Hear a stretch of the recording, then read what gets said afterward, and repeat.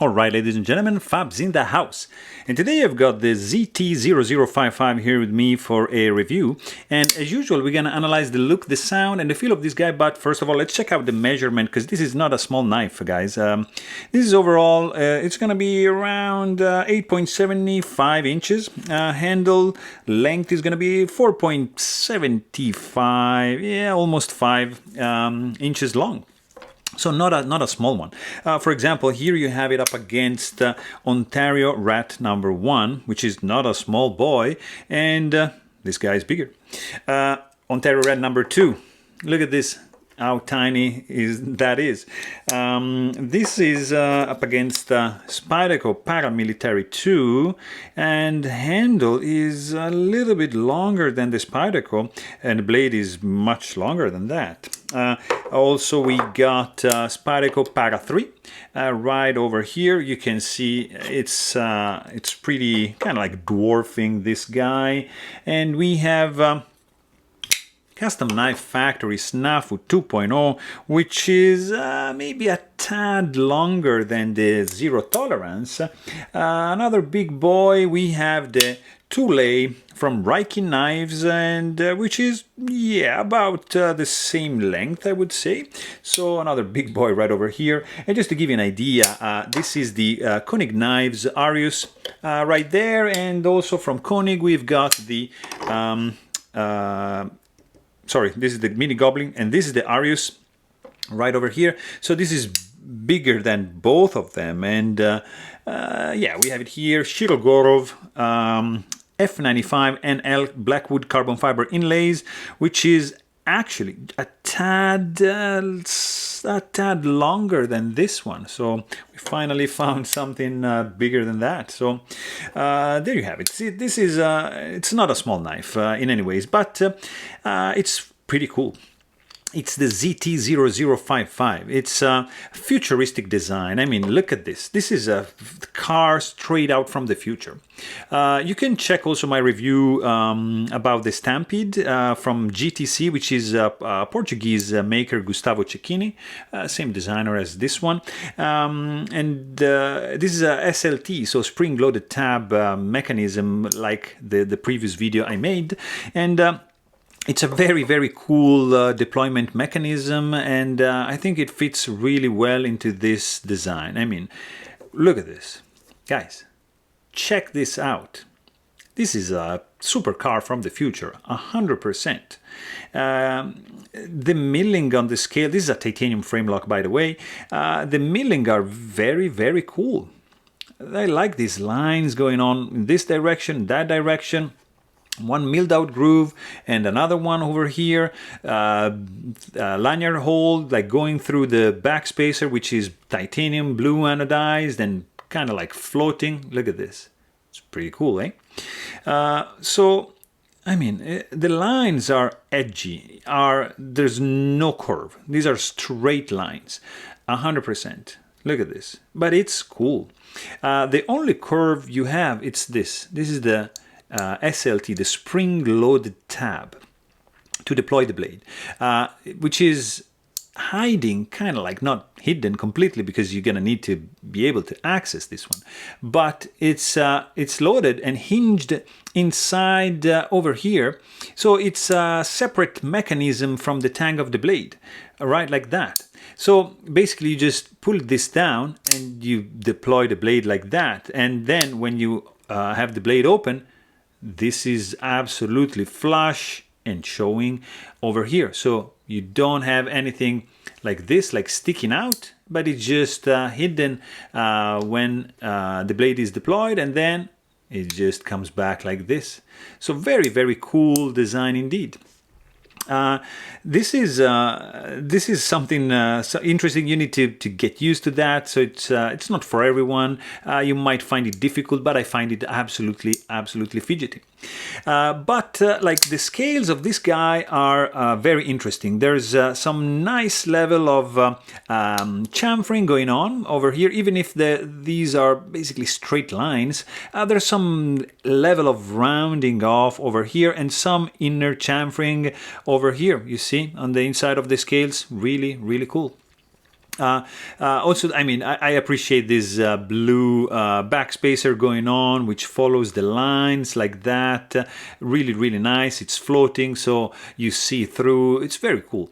I would have maybe preferred this guy to come up and maybe protect a little bit more the tip, which is not, you cannot reach it.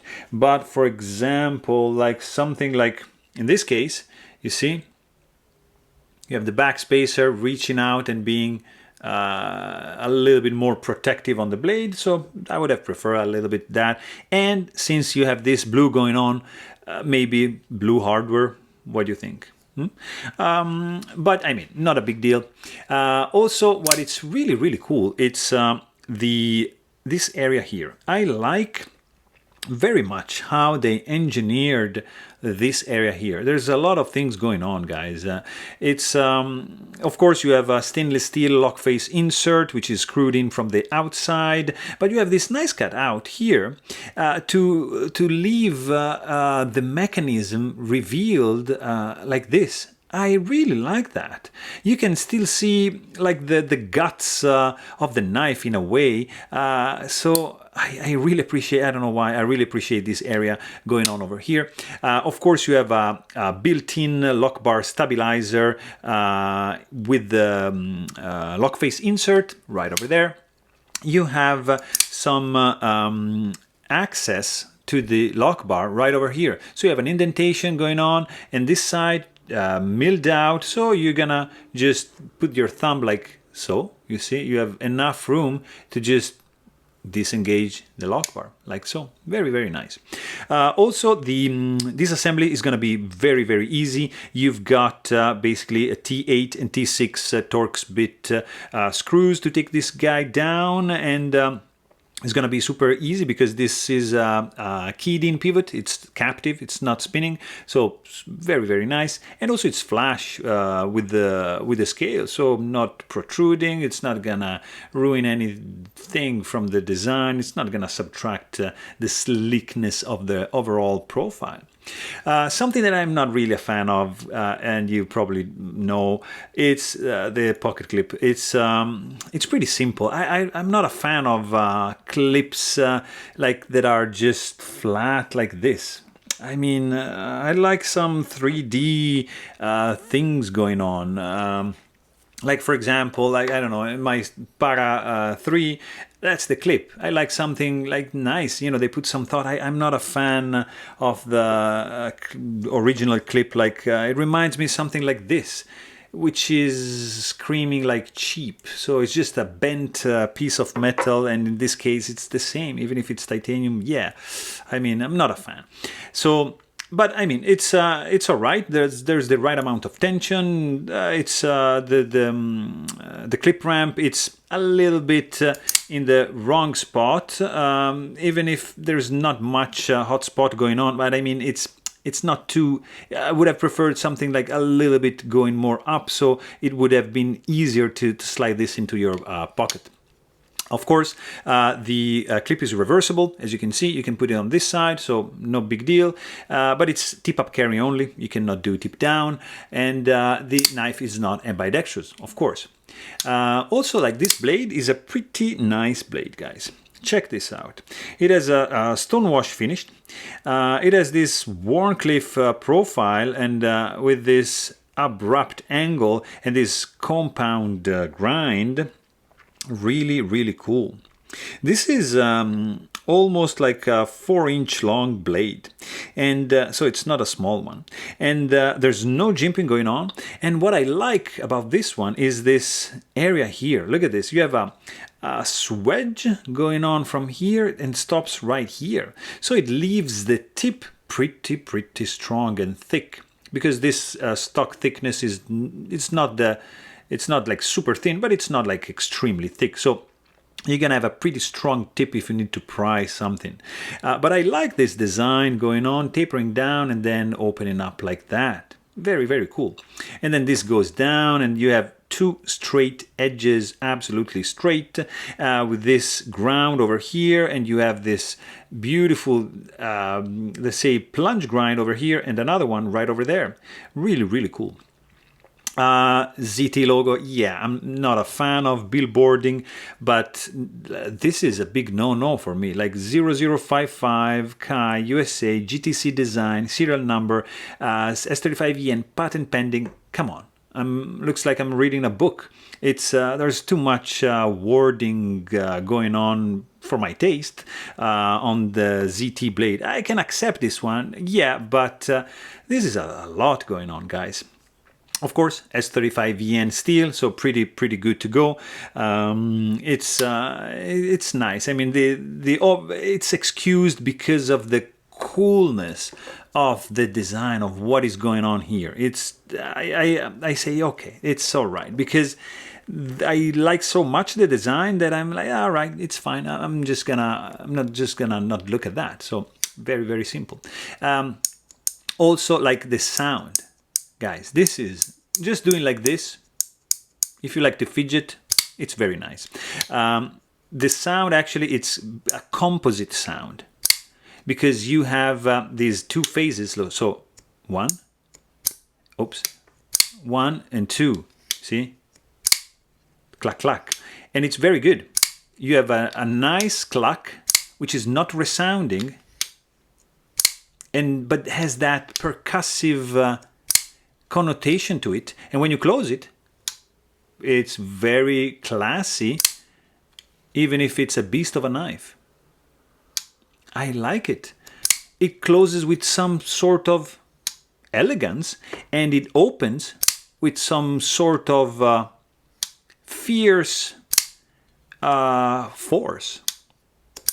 It's very nice. It's a unique sound because of the SLT, the spring-loaded tab. So this is it's gonna translate into a pretty unique action.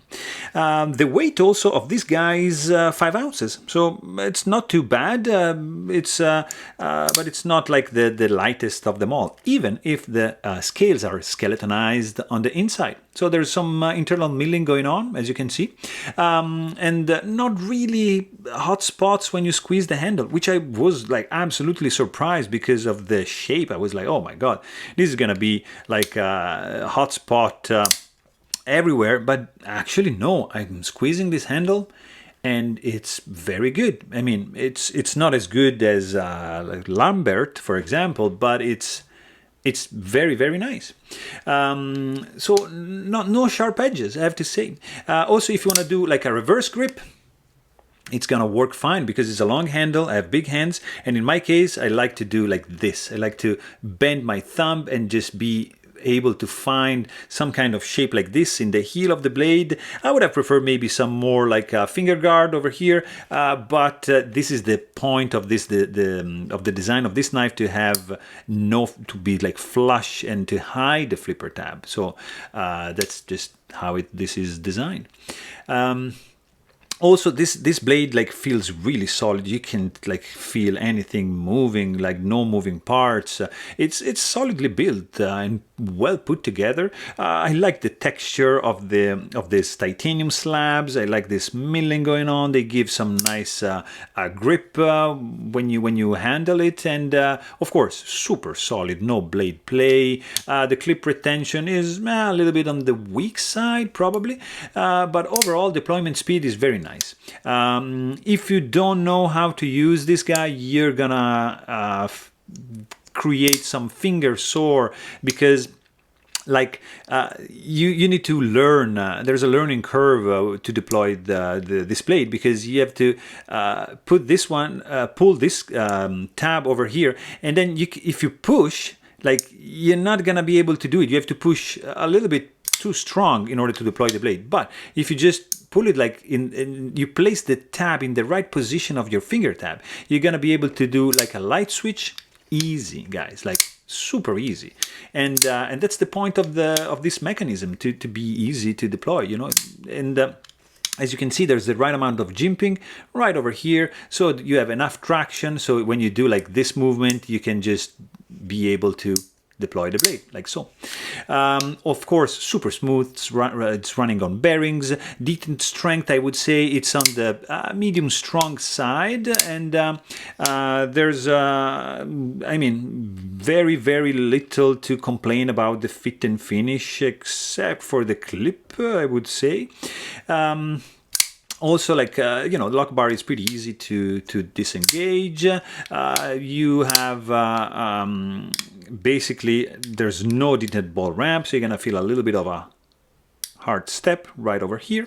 But as soon as you disengage the lock bar, the blade wants to just fall shut. And you put this guy in the vertical position. It's not really guillotine-y drop shot, but you see, you just need to wiggle just a minimal amount. Look at this. And it glides down. So I was pretty surprised because this is a $200 knife. Not even, maybe 180, something in that ballpark. And the action is really, really good. The fidget factor, it's pretty good if you ask me. The design is not for everyone because it's probably has an acquired taste because of what is going on. But I like the design, I like the ergos, I like the sound, and I like the fidgetability of this guy. So to me, it's a pretty good one. So, all right, there you have it. Hope you guys enjoyed this video. Please don't forget to subscribe. Thanks for watching and stay tuned.